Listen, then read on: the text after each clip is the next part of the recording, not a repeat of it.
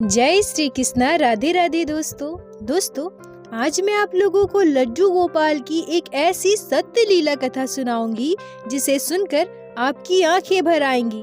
कोई हमारे प्यारे से छोटे से लड्डू गोपाल के साथ ऐसा कर सकता है, सुनकर आंखों से आंसू आ जाएंगे। आज की यह लीला कथा हमारे साथ शेयर की है उड़ीसा में रहने वाली अर्चना जी ने। अर्चना जी हमसे कहती है कि मेरी शादी को 9 साल हो गए हैं। शादी से पहले मेरे मायके में मेरी मम्मी लड्डू गोपाल की सेवा किया करती थी। मैं हमेशा से यही चाहती थी कि जहाँ भी मेरी शादी हो वहाँ लड्डू गोपाल की सेवा हो, ताकि मैं वहाँ भी लड्डू गोपाल की सेवा कर सकूं। और मेरे लड्डू गोपाल ने मेरी मनोकामना पूरी कर दी। मेरे ससुराल में मेरे ससुर जी, मेरी सासू माँ और मेरे हस्बैंड हैं। मेरी एक ननद है जो मेरे हस्बैंड से बड़ी है और उनकी शादी मेरी शादी से पहले ही हो चुकी थी। मेरे ससुराल में सभी मुझसे बहुत प्यार करते हैं। मेरी सासू माँ, मेरे ससुर जी बहुत ही अच्छे हैं। जब मैं शादी के बाद अपने ससुराल आई तो मैंने अपनी सासू माँ को बताया कि मैं हमेशा से चाहती थी कि मेरे ससुराल में लड्डू गोपाल की सेवा हो। यह बात सुनकर मेरी सासू माँ बहुत खुश हो गई और वो भी मुझसे कहने लगी कि बहू, मैं हमेशा से चाहती थी कि जो भी मेरी बहू हो वो धार्मिक प्रवृत्ति की पूजा पाठ करने वाली हो और मेरे बाद मेरे लड्डू गोपाल की सेवा अच्छे से कर सके। देखो ना, हमारे प्यारे से लड्डू गोपाल ने हम दोनों की मनोकामना पूरी कर दी। ससुराल में मेरे दिन बहुत ही अच्छे से बीत रहे थे। मैं और मेरी सासू माँ मिलकर लड्डू गोपाल की सेवा किया करते थे। यहाँ तक कि मेरे ससुराल में सभी लोग, मेरे हस्बैंड, मेरे ससुर जी, सभी लड्डू गोपाल से बहुत प्यार करते थे। मेरी शादी के 2 साल के बाद लड्डू गोपाल की कृपा से मेरे बेटे का जन्म हुआ। मेरे परिवार में सभी लोग बहुत खुश थे। सब कुछ अच्छे से चल रहा था। मेरे बेटे के जन्म के लगभग 6-7 महीने के बाद हमारे जीवन में एक बहुत ही दुखद घटना घटती है जो हमने कभी सपने में भी नहीं सोचा था। हमारा एक कपड़े का दुकान है जिसको मेरे ससुर जी चलाते थे और मेरे हस्बैंड जॉब करते थे। एक दिन सुबह सुबह दोनों अपने काम पर निकल गए। लगभग दोपहर के 1:30 बजे हमारे दुकान से एक कर्मचारी ने कॉल किया और वो हमें जो बताते हैं उसे सुनकर हम चौंक जाते हैं। हमें विश्वास नहीं होता कि यह सब हो गया है। मेरे ससुर जी को पैरालिसिस हो गया था। घर पर मैं और मेरी सासू माँ थी। हम दोनों का रो रो कर बुरा हाल था। मेरे हस्बैंड को भी कॉल किया गया था। वो ऑफिस से सीधे दुकान के लिए चले गए थे और वहाँ से ससुर जी को हॉस्पिटल ले जाया गया। मेरी सासू माँ हमारे एक पड़ोसी के साथ हॉस्पिटल गई। मेरा बेटा बहुत छोटा था, इसलिए मैं अपने बेटे के साथ घर पे ही रुकी। यह सब अचानक हमारे साथ क्या हो गया? अभी तो सुबह सुबह मेरे ससुर जी बिल्कुल ठीक थे और अच्छे से अपनी दुकान गए थे। मेरे ससुर जी वहाँ हॉस्पिटल में 3 दिनों तक एडमिट रहे, पर उनकी हालत में कोई सुधार नहीं था। उनका एक हाथ बिल्कुल भी काम नहीं कर रहा था। डॉक्टर ने बेहतर इलाज के लिए उन्हें दूसरे हॉस्पिटल में एडमिट करने को कहा। वह हॉस्पिटल हमारे घर से काफी दूर था। मेरे हस्बैंड और मेरी सासू माँ मेरे ससुर जी को लेकर हॉस्पिटल एडमिट करने जाने वाले थे। अब घर में मैं और मेरा बेटा और हमारे लड्डू गोपाल रह गए। मेरी सासू माँ और मेरे हस्बैंड ने मुझे अच्छे से समझाया कि घर में अच्छे से रहना। और हमारे पड़ोस में एक अंकल आंटी रहते थे। उनकी आर्थिक स्थिति थोड़ी ठीक नहीं थी, इसलिए मेरी सासू माँ और मेरे ससुर जी हमेशा उनकी मदद किया करते थे। मेरे सासू माँ ने उस आंटी को हमारे घर बुलाया और उनसे कहा कि हम दोनों इन्हें एडमिट करने के लिए ले जा रहे हैं। मेरी बहू घर पर अकेली रहेगी, पता नहीं कितना दिन लग जाए। आप इनका ख्याल रखना और किसी भी चीज की जरूरत हो तो इसे मंगवा देना। आंटी मेरी सासू माँ से कहती है कि दीदी, अब परेशान मत होइए, आप हमेशा हमारी इतनी मदद करती है, क्या हम आपके लिए इतना नहीं कर सकते? आप बहू की बिल्कुल भी चिंता मत कीजिए। आज से इसकी पूरी जिम्मेदारी हमारी है और निश्चिंत होकर जाइए। बस भगवान की कृपा से भैया जल्दी से ठीक होकर घर चले आए। मेरी सासू माँ और मेरे हस्बैंड आंटी की बात सुनकर निश्चिंत हो जाते हैं और उसके बाद मेरे ससुर जी को लेकर हॉस्पिटल चले जाते हैं। अब घर पर मैं बिल्कुल अकेली थी। घर की पूरी जिम्मेदारी मुझ पर थी। घर का इतना सारा काम करना, अपने बेटों को संभालना और साथ ही साथ लड्डू गोपाल की सेवा भी करना। मैंने इससे पहले कभी भी इतने सारे काम अकेले नहीं किए थे। मुझे बहुत दिक्कत हो रहा था, फिर भी कोई उपाय ना होते हुए मुझे सब कुछ अकेले ही करना पड़ रहा था। मेरी सासू माँ, मेरे हस्बैंड दिन भर में 4 बार कॉल करके हमारी खबर लेते, बार बार पूछते कि कोई दिक्कत तो नहीं है। कोई भी दिक्कत हो, किसी भी चीज की जरूरत हो तो अंकल आंटी से कहना, अपना, बाबू का और लड्डू गोपाल का ध्यान रखना। मैं उनसे बस यही कहती कि मुझे कोई दिक्कत नहीं है, सब कुछ ठीक है, आप बस पापा जी का सही से इलाज कराइए और जल्दी से उन्हें ठीक करा के घर लेकर आइए। अर्चना जी कहती है कि जब हम पर मुसीबत आया तो चारों तरफ से मेरी तबीयत अचानक से खराब हो गई। मुझे बहुत तेज बुखार हो गया और मेरे साथ साथ अगले ही दिन मेरे बेटे को भी बुखार हो गया। मुझे बुखार के साथ साथ उल्टी भी हो रही थी। मेरी तबीयत बिल्कुल भी ठीक नहीं थी। पड़ोस वाले अंकल से कहकर हमने डॉक्टर को घर पे बुलाया। उन्होंने हम दोनों का चेकअप किया और फिर दवा दिया। मुझसे ज्यादा मेरे बेटे की तबीयत की फिक्र थी। घर में कोई भी नहीं था, हम दोनों की तबीयत खराब थी। मुझे बहुत डर लग रहा था कि ये सब हमारे साथ क्या हो रहा है। मैं अपने लड्डू गोपाल से बार बार प्रार्थना करती कि हे गोपाल, मेरे परिवार में इतनी सारी मुसीबतें एक साथ क्यों आ गई है? क्या हमने आपकी सेवा में कोई गलती की है? क्या हमसे कोई गुनाह हुआ है? यह हमारे कौन से पापों की सजा है गोपाल? मैं अपने सासू माँ को और अपने हस्बैंड को यह तो बताई थी कि मेरी तबीयत ठीक नहीं है, पर यह नहीं बताया कि हमारी तबीयत इतनी ज्यादा खराब है, नहीं तो दोनों खामखा परेशान हो जाते। अर्चना जी कहती हैं कि मुझसे घर का कोई भी काम नहीं किया जा रहा था। मेरा बेटा भी था, उसकी भी देखभाल मुझे ही करनी पड़ रही थी। उसका भी तबीयत ठीक नहीं था, इसलिए वो थोड़ा चिड़चिड़ा हो गया था। और साथ ही साथ हमारे लड्डू गोपाल की सेवा करने के लिए मुझे सुबह सुबह उठकर स्नान भी करना पड़ता था। लड्डू गोपाल को स्नान करवाना, उनका श्रृंगार करना, उन्हें भोग लगाना, सब कुछ मुझे ही करना पड़ रहा था। इतनी बीमार होने के बाद भी मैं सब कुछ कर रही थी, पर अब मुझे ताकत महसूस बिल्कुल भी नहीं हो रही थी। मैं सुबह सुबह उठकर घर का इतने सारे काम करूं, इसके बाद स्नान करूं, पूजा पाठ करूं, ये सब मुझसे संभव नहीं हो पा रहा था। लड्डू गोपाल की सेवा तो हम छोड़ नहीं सकते थे। हमारे घर पर लड्डू गोपाल को 4 पहर का भोग लगाया जाता है और दिन में कम से कम एक बार घर पे बने भोजन का ही भोग लगाते हैं। ये मेरे लिए सबसे बड़ी मुसीबत थी, क्योंकि मेरी तबीयत बिल्कुल भी ठीक नहीं थी। फिर भी मुझे किचन में जाकर खाना बनाना पड़ रहा था। मुझे बहुत कमजोरी महसूस हो रही थी। एक दिन हमारे पड़ोस वाली आंटी मुझे देखने आई, तभी मेरी सासू माँ का कॉल आया। मैं अपने सासू माँ का कॉल उठाती हूँ, अपने ससुर जी के बारे में पूछती हूँ, तो वो बताते हैं कि वो फिलहाल ठीक है, हालत में सुधार भी हो रहा है, हो सकता है जल्दी उन्हें छुट्टी मिल जाए। यह सुनकर मुझे थोड़ी राहत महसूस हुई, पर अंततः थक हार कर मैंने अपनी सासू माँ को कहा कि मम्मी जी, मुझे बुखार की वजह से कमजोरी महसूस हो रही है और घर के काम काज करके खाना बनाना यह मुझसे संभव नहीं हो पा रहा है, और बाबू भी है, उसे भी देखना पड़ रहा है। लड्डू गोपाल की सेवा करने में मुझे बहुत दिक्कत हो रही है। मैं उनकी सेवा कैसे करूं, मुझे समझ में नहीं आ रहा है। तभी हमारी पड़ोस वाली आंटी जो मेरे पास बैठी थी, वो कहती है कि तुम परेशान क्यों हो रही हो बहू? अगर तुमसे नहीं हो पा रहा है तो तुम मुझसे पहले ही कहती ना, मैं कर लेती लड्डू गोपाल की सेवा। तभी मेरी सासू माँ फोन पे कहती है कि हाँ ठीक है बहू, अगर तुमसे नहीं हो पा रहा तो कोई बात नहीं, तुम अपना और बाबू का ध्यान रखो। और वैसे भी लड्डू गोपाल को सब पता है, वो हमारे साथ हमेशा है, उनकी कृपा हम पर बनी हुई है।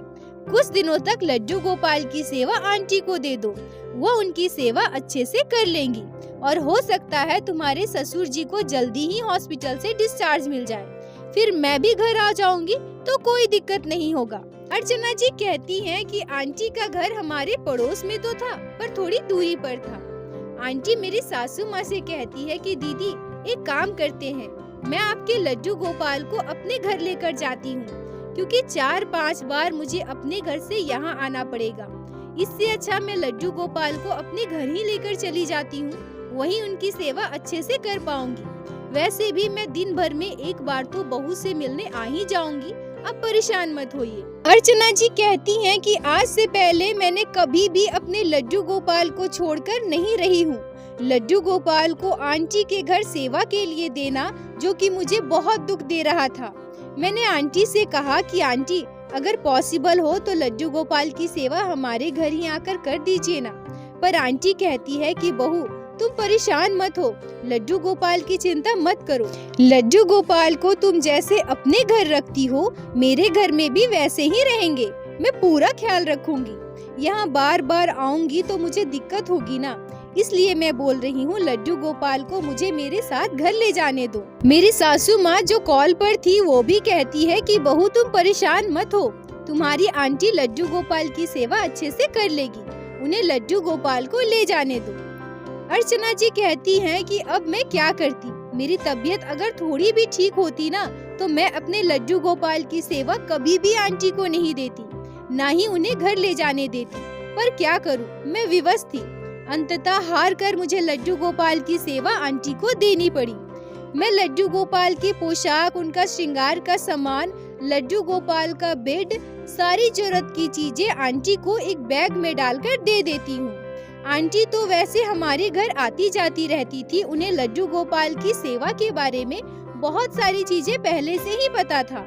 फिर भी मैं आंटी को लड्डू गोपाल की सेवा से जुड़ी जो सारी बातें मुझे लगा कि आंटी को बतानी चाहिए, मैंने बता दी और उन्हें सारी चीजें अच्छे से समझा दिया कि लड्डू गोपाल की सेवा कैसे करनी है।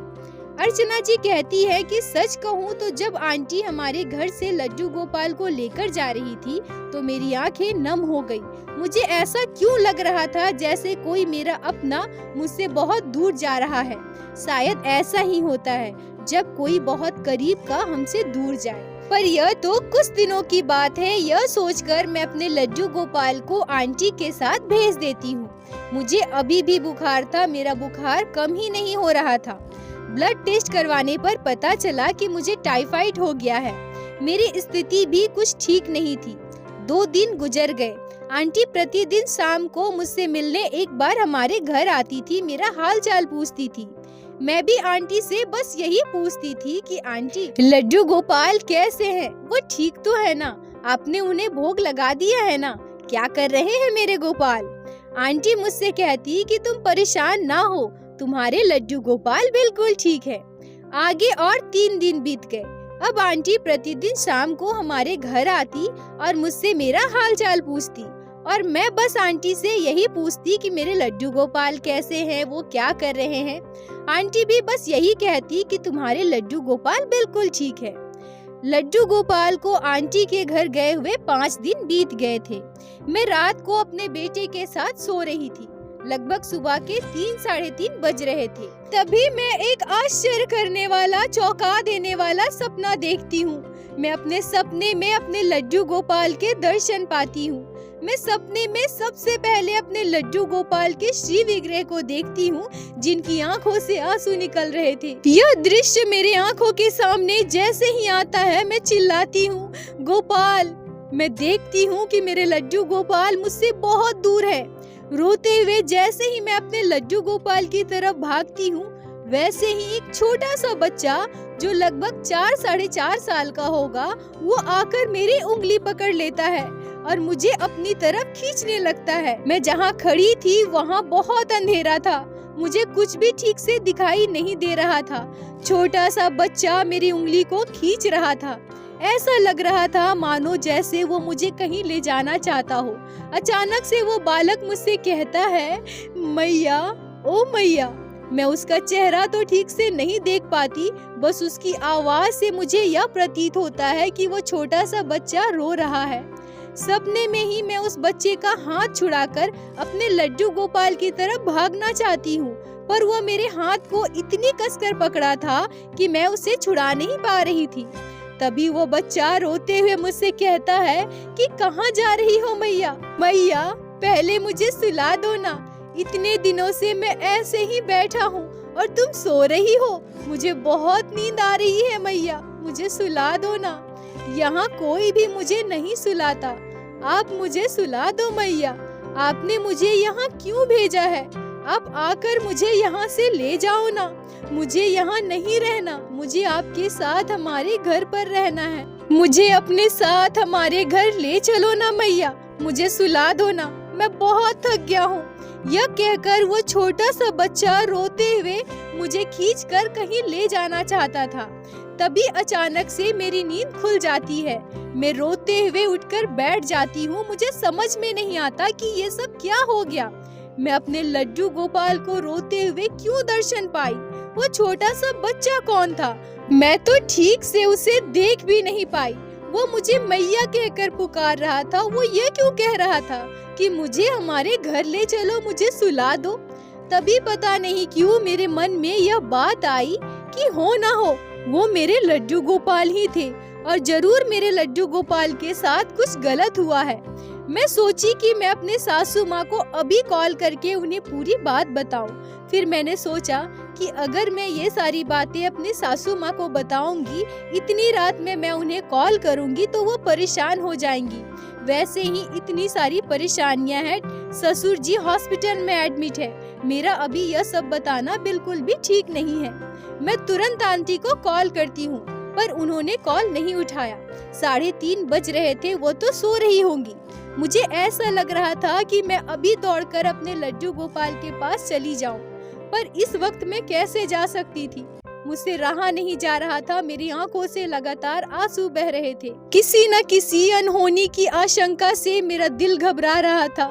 मुझे बार बार यह लग रहा था कि हो ना हो मेरे लड्डू गोपाल के साथ कुछ बहुत गलत हुआ है, नहीं तो मेरे लड्डू गोपाल इस तरह से रोते हुए मेरे सपने में दर्शन नहीं देते। मैं सुबह होने का इंतजार करने लगती हूँ। सुबह के लगभग 5 बजे मैं अपने बेटे को गोद में लेकर घर का ताला बंद करके आंटी के घर के लिए निकल जाती हूँ।